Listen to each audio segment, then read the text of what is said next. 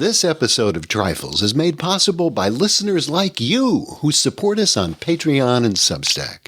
To learn more, go to patreon.com/trifles or trifles.substack.com. Welcome to Trifles, a weekly podcast about the Sherlock Holmes stories. It is, of course, a trifle, but there is nothing so important as trifles. Yes, the stockbroker clerked, Lady Frances Carfax disappeared, and Bruce Partington planned, but there are so many other details to pick apart in the stories. Pray, be precise as to details. You know the plots, but what about the minutiae? Have you ever wondered what a commissionaire does? Or what a compositor is? Or of the difference between a stevedore and a stoker? You are very inquisitive, Mr. Holmes. It is my business to know what other people don't know. Scott Monty and Bert Wolder will have the answers to these questions and more in Trifles. The game's afoot. Episode 459, T.S. Eliot and the Great Grimpen Mire. Hello, and welcome to Trifles, the Sherlock Holmes podcast, where we get into the details in the stories. I'm Scott Monty. I'm Bert Wolder. And Bert, do you have your handbook of practical cats nearby? I do have my handbook of practical cats, but you know, it doesn't matter how long I give them passing out pencils and paper, they still can't do fundamental arithmetic. It's the lack of opposable thumbs. Yeah, I think That'll do it every time. Well, we have an interesting discussion ahead today. This is our third week of the month, which means it is the Mr. Sherlock Holmes the Theorist theme. And that means we'll be looking at a piece of Sherlockian scholarship from days gone by, or even current days. But it's probably one that you haven't heard of or haven't experienced. Not a mainstream piece, but we thought it would be interesting to investigate. In this case, we have a translation by Don Hardenbrook from 1956. There's a great backstory to this as well, looking at T.S. Eliot and his influences from the canon. And of course, because we've been talking so much this month about the Moor, Hound of the Baskervilles, etc. October, as you know, is a great month to discuss the Hound of the Baskervilles. We thought we'd continue with that theme in this episode, so stay tuned. Meanwhile, just wanted to remind you that you can support the show in a number of ways, Patreon and Substack among them. We would appreciate whatever you can do for as little as $1 a month to support the show. It helps us come up with new ideas. It helps pay for prizes, pays for hosting, everything that goes into this effort. And if you can't afford it or don't feel like laying out some money, then please give us a rating and a review on Apple Podcasts or wherever you can rate or review our show. We'd appreciate you giving your feedback and telling other interested Sherlockians about the show. The more, the merrier, as the saying goes. All right, we're going to jump into this interesting piece of scholarship. Now, Bert, this does appear in a 1956 edition of the Baker Street Journal. I think it was in 1956, April 1956, volume 6, number 2. But the reason it came to my attention is because I actually have a mimeographed copy of the manuscript to this. Got it in an auction. And it is inscribed by Don Hardenbrook. Says, "With the best of Christmas wishes, Don Hardenbrook, Christmas 1955. And he has a preface, which we can get to in a moment. But part of this preface says that, with permission, I've translated this for distribution among irregulars with the best of Christmas wishes from the both of us. And it's labeled as Don Hardenbrook from Delano, California. So this goes back, now, 70 years to 1955. And it's a lovely tie-in. Well, it is a lovely tie-in, and it's interesting in a number of ways. And we're going to talk about all of them, listeners, so don't despair. Because, of course, we've been talking recently about the Moor as a character and about the Hound of the Baskervilles. And the Hound, of course, is a perennial topic for Sherlockians. But it's interesting, too, because it harkens back, as you say, to the middle of the 20th century, and a group of Sherlockians who were incredibly literate, including, not the least, Edgar Smith, who was then leading the Baker Street Irregulars. And here is Don Hardenbrook, and Don was Lascar of the trained cormorants of Los Angeles County. He was a teacher of English and French in the Delano High School. And here, Don investigates, really, in this piece, the parallels and inspirations of The Hound of the Baskervilles and the work of T.S. Eliot. And other people have pointed this out. And Don here is emphasizing the inspiration that T.S. Eliot, the poet, drew from Conan Doyle. And that's really what it's about here. And this is an example of a characteristic, I think, of this era of Sherlockian scholarship, which is the commentary by extremely literate and widely read people who are finding connections that might not have been apparent to people today. Yeah, I think that's a great observation, just about the time and the place and the sensibilities. So Don opens this piece with a preface by the translator. It's truly one hears of Sherlock everywhere. And as you say, the trained cormorants have learned through Mademoiselle Francois Appel, their French correspondent, of the existence of a grandson of the Boulevard Assassin, Gaston Huret, for whose apprehension Holmes won the Legion of Honor. We at once communicated with Monsieur Huret and were delighted to learn that he has an intense interest in the cases of Mr. Holmes. He's also a great enthusiast of the poetry of T.S. Eliot, and he sent to us a manuscript he had written investigating the references in Mr. Eliot's writing to Dr. Watson's Chronicles. The translation I've made of it has been done with his permission. So that sets us off in this direction. Yeah, it's interesting here because clearly, first of all, Monsieur Huret, whom we presume is completely imaginary, clearly is not embarrassed by the fact that an ancestor of his was an assassin. And not only is he not embarrassed, but it led to his interest in the cases of Sherlock Holmes. And, of course, he's the putative author of this.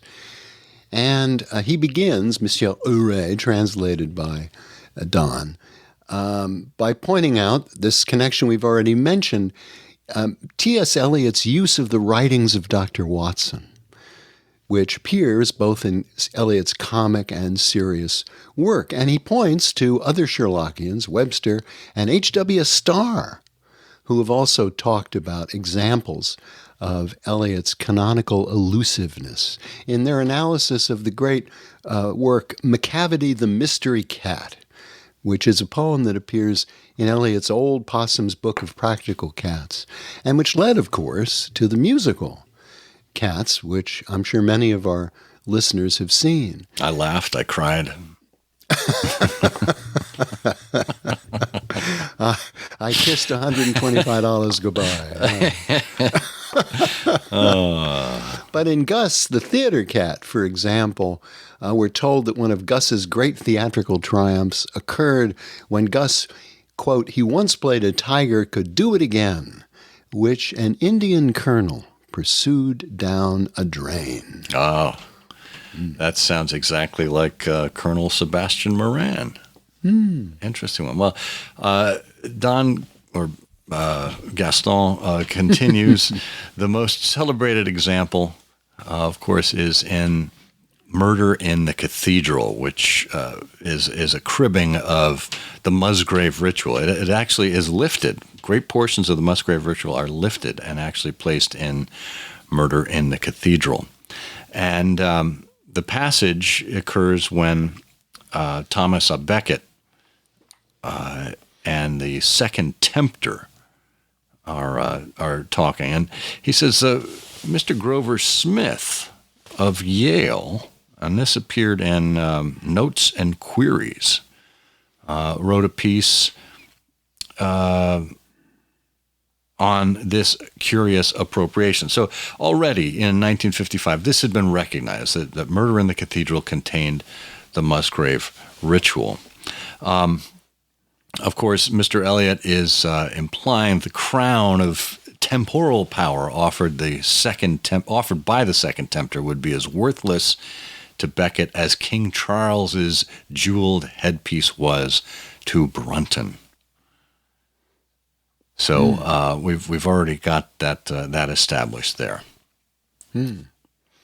Well, and moreover, as we learn, it would bring about Becket's spiritual death, just as the Stuart crown brought about Brunton's temporal death.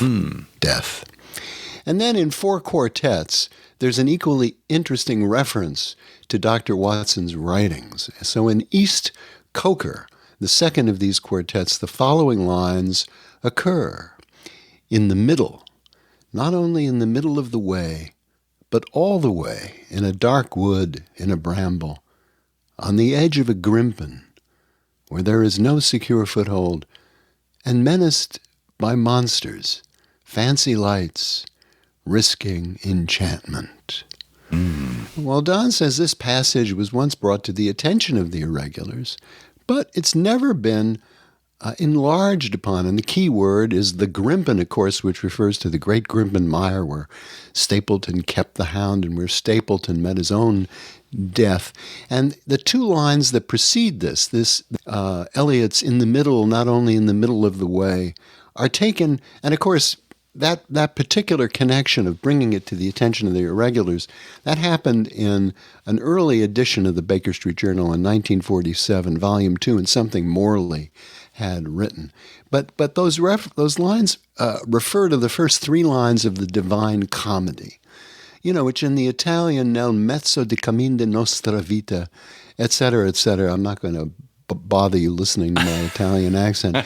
But the translation here, this is the first line of, I think, of the Divine Comedy, which is, midway on the journey of our life, I found myself in a dark forest, for the straight path had been lost. And of course, what's going on here are two things. I mean, first of all, Grimpen. Grimpen is a word that Conan Doyle made up. That really refers to a swamp or a boggy kind of an area. And it was probably inspired by, I think, Grimspound, which was a real place. Yeah. But the Divine Comedy, if you haven't read the Divine Comedy, the whole point here is this is an allegory of a journey through the afterlife. And it shows you sort of, the path from recognition and punishment of sin through, ultimate redemption. And obviously it's a magnificent work, but this is the big connection that Don is making, which has not been explored before, this connection between the start of Eliot's East Coker, in the middle, not only in the middle of the way, but all the way in a dark wood, on the edge of a Grimpen, making that connection between, the first line of the Divine Comedy, midway on the journey of our life, I found myself in a dark forest, for the straight path had been lost. And he says these lines introduce the metaphor of secular life as a dark and directionless wood. It's logical that the passage would suggest to Mr. Eliot a metaphor of life as another kind of barren landscape, the moors of Dartmoor. Perhaps the suggestion arrived by way of the heaths described by Thomas Hardy, and a remembrance of the unfortunate effect they had on their inhabitants. And this goes back to the previous episode where we talked about the Moor as a character, and the inspiration in that BBC radio production of using Egdon Heath, which was directly out of Thomas Hardy. So once again, we see this all tied in together. It's a wonderful thing to see these echoes. Hardenbrook continues, however Eliot arrived at the comparison, why should he be reminded of the Grimpen Mire? What's in Dr. Watson's writing that he was thinking about? Well, that first scene with Baskerville Hall, Watson writes about a tinge of melancholy lay upon the countryside, which bore so clearly the mark of the waning year. Yellow leaves carpeted the lanes and fluttered down upon us as we passed. The rattle of our wheels died away as we drove through the drifts of rotting vegetation. Sad gifts, as it seemed to me, for nature to throw before the carriage of the returning heir of the Baskervilles. And it's the same general symbol that T.S. Eliot is portraying in his poem, A Man Isolated in a Friendless World. A slight difference could be construed that Eliot's world is indifferent, while Watson's is malevolent, evil, but that's not enough. There must be more specific equation of the thoughts that Eliot expresses in East Coker. When Stapleton gives Dr. Watson a tour of the moor, Watson notices this circular ring of stones and asks Stapleton what they were. What are they? Sheep pens? No, says Stapleton. They're the homes of our worthy ancestors. Prehistoric man lived thickly on this moor, and as no one in particular has lived there since, we find his arrangements exactly as he left them. These are his wigwams with the roofs off, and you can even see his hearth and his couch if you have the curiosity to go inside. And he says, here's the idea of barren land is coupled with a sense of the passage of time that makes human endeavor futile. And it's a running theme in Four Quartets. It's enlarged upon the opening passage of East Croker by referencing the destruction of houses in time. Eliot writes, in succession, houses rise and fall, crumble, are extended, are removed, destroyed, restored, or in their place is an open field, or a factory, or a bypass. Old stone to new building, old timber to new fires, old fires to ashes, and ashes to the earth, which is already flesh, fur, and feces. Well, that's a pleasant thought. But he mentions that Watson returns again to these stone huts on the moor and becomes more aware of that presence of prehistoric man. I think this is something that we had talked about in the previous episode about the unwarlike and harried race who were forced to accept that which no other would occupy. Yeah, and then he gives us another quotation about prehistoric man. And it's interesting, Don says, that it was here that the convict Selden hid out, and that his appearance should remind Watson of the primitive settlers of the region. And he quotes Watson, an evil yellow face, a terrible animal face, all seamed and scored with evil passions, foul with mire, with a bristling beard, and hung with matted hair. It might have belonged to one of those old savages who dwelt in the burrows by the hillsides. So Selden has become modern man and prehistoric man incarnated in one person. And in East Coker, Eliot is also concerned with the identification of the individual and the race. And Eliot writes, as we grow older, the world becomes stranger, the pattern more complicated, of dead and living. Not the intense moment isolated with no before and after, but a lifetime burning in every moment. And not the lifetime of one man only, but of old stones that cannot be deciphered. And so he says there remains but one question. If Eliot received inspiration from Watson's descriptions of the moor, why does he mention the Grimpen Mire in particular? Watson's first view of the mire occurred during that same walk in which he saw the prehistoric huts. And he notes that Stapleton's description of the mire is vivid.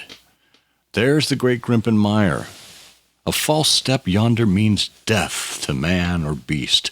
Only yesterday I saw one of the moor ponies wander into it. He never came out.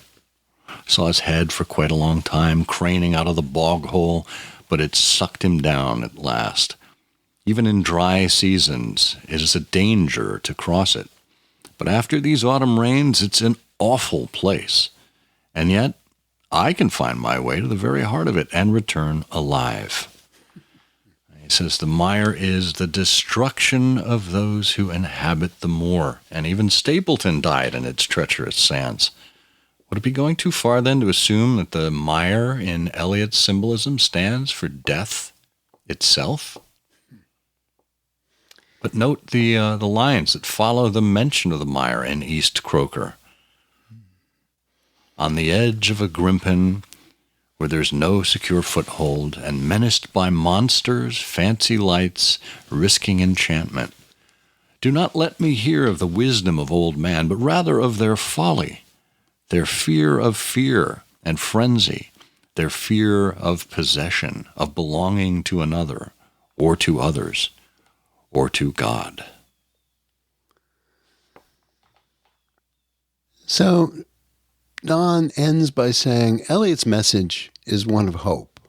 The mire, with its monsters and fancy lights, is but an enchantment.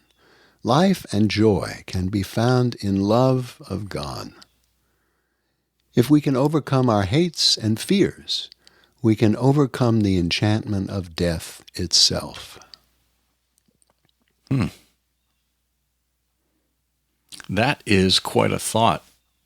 As you think about the Hound of the Baskervilles and Sir Henry overcoming this family legend, this fear that held generations of Baskervilles.